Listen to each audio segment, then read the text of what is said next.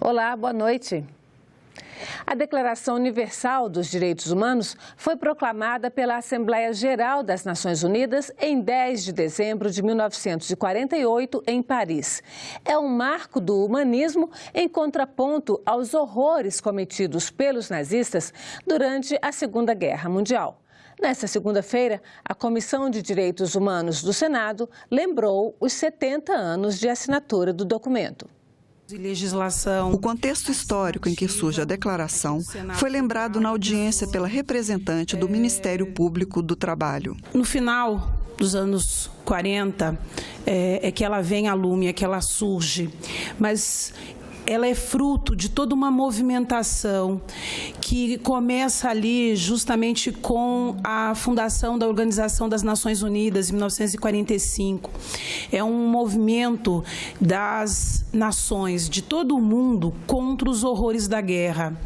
É uma preocupação manifestada pelos estados integrantes de vários continentes, dizendo não à guerra, às atrocidades do Holocausto e se irmanando numa organização em prol da paz e do desenvolvimento mundial. A procuradora afirmou que o direito ao trabalho é um dos direitos fundamentais previstos na Declaração Universal da ONU. A declaração ela é generosa quando ela trata desse direito. Ela dedica alguns artigos e eu destaquei o 23 e o 24. E se a gente lê esses dois artigos, a gente compreende que a nossa Constituição é sim inspirada nessa declaração. A consolidação das leis trabalhistas é inspirada nela. Já a representante de familiares de desaparecidos políticos citou outro direito previsto na Declaração Universal da ONU. Os nossos mortos e desaparecidos na época da ditadura, que sofreram perseguição, prisão ilegal, tortura e morte, assassinato sob tortura ou execuções extrajudiciais, apesar de muitos os chamarem ofensivamente de terroristas ou de delinquentes, estavam não mais do que exercendo o seu direito de insurgência contra a opressão, contra a tirania. E isso está afirmado na Declaração Universal dos Direitos Humanos. Para a presidente da CDH, os indicadores sociais divulgados pelo IBGE também são elementos para subsidiar o debate sobre direitos humanos. A síntese dos indicadores sociais do IBGE, que saiu nessa semana passada, é uma tragédia.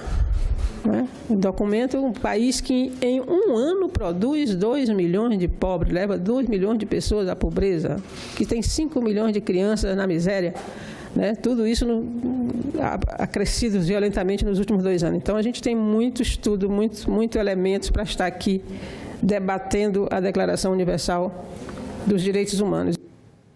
E em sessão especial do plenário, nesta segunda-feira, o Senado fez a entrega da Comenda de Incentivo à Cultura Luiz da Câmara Cascudo. É uma homenagem a pessoas e instituições que contribuíram para o registro e o fortalecimento da cultura, do folclore e dos saberes tradicionais no Brasil. Proposta pela senadora Fátima Bezerra, esta é a primeira edição da Comenda que homenageia o grande historiador, antropólogo e folclorista brasileiro. A autora da iniciativa lembrou o legado de Câmara Cascudo. A matéria-prima de seu trabalho era o povo brasileiro. Ele estudava o homem a partir de suas histórias, das diferentes origens, dos romances, das poesias e principalmente do folclore. Foram premiados a Câmara Brasileira do Livro, o Museu da Gente Sergipana, o primeiro interativo e de multimídia do Norte e Nordeste, Nilson Rodrigues da Fonseca, autor, produtor e roteirista de TV e cinema, o ator de teatro e TV Pedro Baião, o cordelista Antônio Francisco Teixeira de Melo, Nelson da Rabeca e, no reconhecimento póstumo, Deífilo Gurgel, João Carlos Paixão Cortes e Romualdo Rosário da Costa, o Modo Catendê, capoeirista assassinado após uma discussão política na véspera do primeiro turno das eleições deste ano na Bahia. Alguns dos homenageados agradeceram com arte e cultura.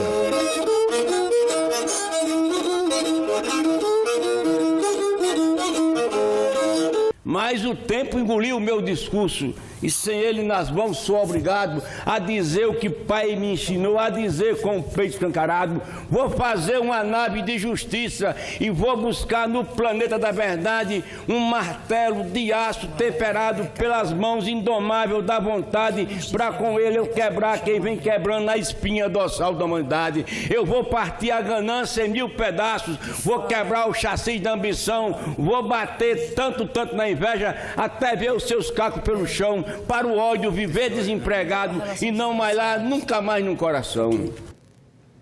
A Conferência das Nações Unidas sobre Mudanças Climáticas deste ano, a COP24, entra na segunda semana de programação, com o objetivo de concretizar as negociações que podem definir as regras de implementação do Acordo de Paris. Uma comitiva de senadores brasileiros participa da conferência, que acontece na Polônia até sexta-feira. A participação dos parlamentares brasileiros na COP24 começou nesse domingo com uma reunião da União Interparlamentar, entidade que reúne congressistas de todo o mundo. O diálogo entre políticos de 195 países é importante para estabelecer uma estratégia internacional que viabilize o cumprimento do Acordo de Paris, aprovado em 2015 para combater a emissão de gases do efeito estufa. E agora, 3 anos depois do acordo, nós estamos vivendo uma fase muito importante, que é a elaboração do que se chama de o livro de regras, com todos os mecanismos de transparência, de implementação das NDCs, que são as manifestações dos países de redução das emissões. Então, esse livro de regra é fundamental para que haja transparência e para que, de fato, se possa ver se os países estão cumprindo com aquilo que prometeram. Os parlamentares brasileiros têm demonstrado preocupação com anúncios feitos pelo presidente eleito Jair Bolsonaro, como não aceitar que o Brasil cedie a COP25 no ano que vem e a intenção de mudar a gestão da FUNAI para um ministério a ser criado, o da mulher, da família e dos direitos humanos. O Brasil está equivocado em não sediar a COP25. Há aqui um protesto, há um apelo para que o Brasil mantenha a candidatura, mesmo isso já não sendo mais possível. E uma segunda questão se coloca também fortemente. Eu e outros colegas apresentamos uma proposta de que, fazendo um apelo ao novo governo, que mantenha a FUNAI, a questão indígena, no Ministério da Justiça. Além dos senadores e deputados, a delegação brasileira na COP24 é formada também por integrantes dos Ministérios das Relações Exteriores, do Meio Ambiente e de outras pastas, assim como representantes da iniciativa privada. A questão climática, ela é um novo modelo de negócio e as indústrias já começaram a perceber isso, seja por pressão da própria sociedade, quanto por acordos comerciais, governos. Eu acho que a indústria tem investido muito há vários anos em tecnologia e inovação e eu acho que é essa a linha que ela vem seguindo em termos de mitigar esse efeito de mudança climática. A mudança climática não é uma questão de opinião, muito menos ideológica, é uma questão real. Material, econômica. E agora, mais do que nunca, nós vamos precisar que a sociedade civil se manifeste e que o Congresso brasileiro, Senado e Câmara, possam ter um papel mais ativo ainda, já que há uma manifestação do futuro governo de ser cético em relação à mudança climática e o próprio Acordo de Paris. Então, não se trata de uma alternativa política. O mundo não tem escolhas. O Tribunal Superior Eleitoral diplomou nesta segunda-feira Jair Bolsonaro como presidente da República para cumprir mandato de 2019 a 2022. A cerimônia de diplomação do presidente eleito em 28 de outubro e de seu vice, Hamilton Mourão, aconteceu em sessão solene no plenário do TSE. A cerimônia de posse está marcada para o dia 1º de janeiro. O presidente do Congresso Nacional poderá convocar sessão para limpar a pauta para a discussão do orçamento de 2019. E no Senado podem ser votados projetos que aumentam as penas para quem maltratar animais. O plenário do Senado pode aprovar uma pena de 3 anos de prisão para quem maltratar animais. Hoje a prática é considerada crime de menor potencial ofensivo, com penalidade convertida na prestação de serviços à sociedade. O projeto do senador Randolfo Rodrigues estabelece ainda uma multa de até 1.000 salários mínimos se o crime for cometido em estabelecimentos comerciais. E os senadores poderão votar, entre outras propostas, a compra mínima de 35 litros de leite por dia de agricultor familiar e a regulamentação da profissão de psicomotricista. E o presidente do Congresso Nacional poderá convocar para esta semana uma sessão para a apreciação de 11 vetos e a votação da liberação de 17 créditos especiais. O senador Eunício Oliveira quer destrancar a pauta do Congresso para aprovar antes do recesso parlamentar o Orçamento Geral da União. 30 estudantes com deficiência auditiva participaram na última quinta-feira de uma visita ao Congresso Nacional. A iniciativa fez parte da 12ª Semana de Valorização da Pessoa com Deficiência, promovida pelas duas casas legislativas, Câmara e Senado, e que vai até a próxima sexta-feira.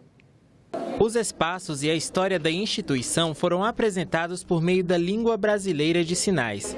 Eles estudam em uma escola pública de Taguatinga, localizada a 30 quilômetros de Brasília. Durante o percurso, eles tiraram dúvidas sobre o funcionamento do parlamento e conheceram os plenários do Senado Federal e da Câmara dos Deputados, os salões verde e azul, além do túnel do tempo e do salão nobre.